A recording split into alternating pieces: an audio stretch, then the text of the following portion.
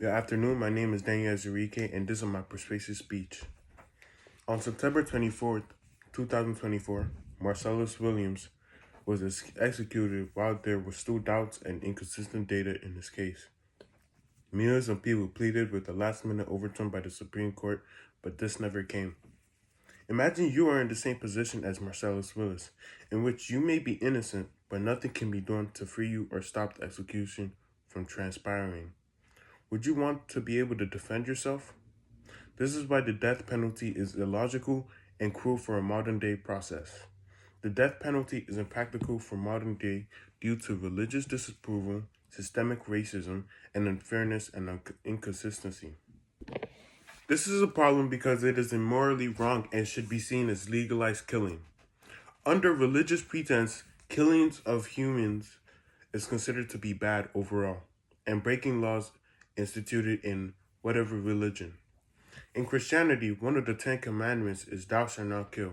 In a religion with 2.4 billion followers, there is a sacred law disallowing the process of killing someone or taking away life. America allowing the death penalty breaks this rule. Even if America is a nation under God, they do not follow the rules of God.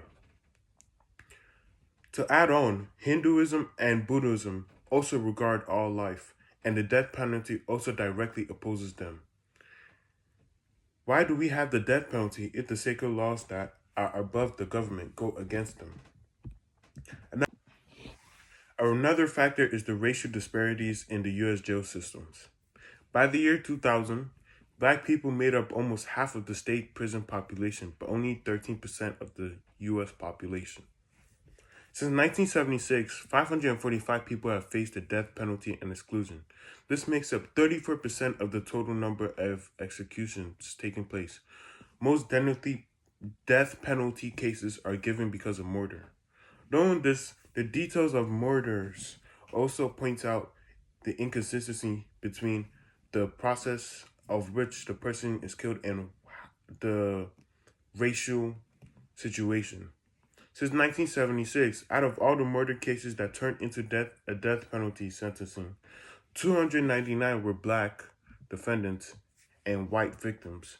On the other hand, only 21 were white defendants and black victims. Since black people are incarcerated at a higher percentage than any other race, they are more likely to be given the death penalty, making the system unfair and unjust. Plus, having the choice on who decides to live and die is considered immoral and godlike, which would directly go against most religions such as Christianity, Judaism, Islam, Hinduism, and Buddhism.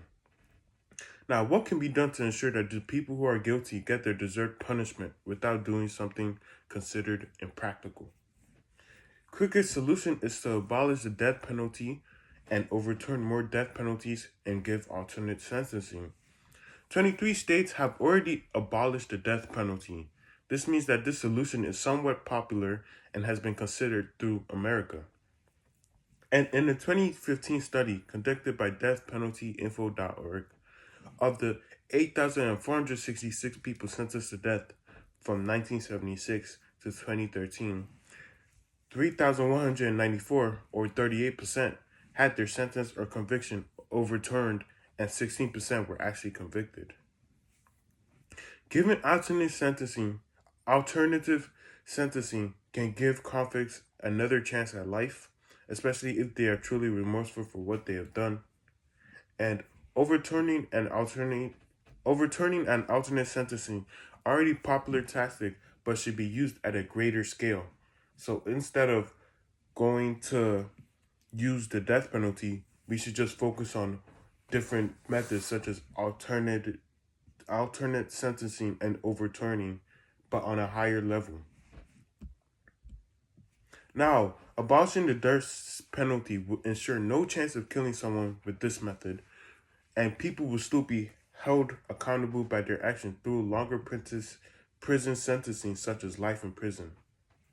This solution will ensure a reduced amount of death penalty convictions and will even rule it out. And convicts who are truly remorseful can get a second chance in life, and people who are wrongfully accused of murder have more time to prove their innocence.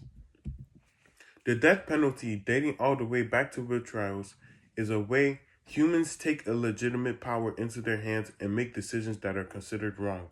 It has a moral, religious, and systemic vindication against it. It could be any of us being accused of something we didn't do because we were at the wrong place at the wrong times, and now our life is being snatched away from us. If you believe someone is wrongfully sentenced to the death penalty, use social media to voice your opinions and display recognition of the case. Cases are more likely to get reopened if it is popular and controversial. Thank you.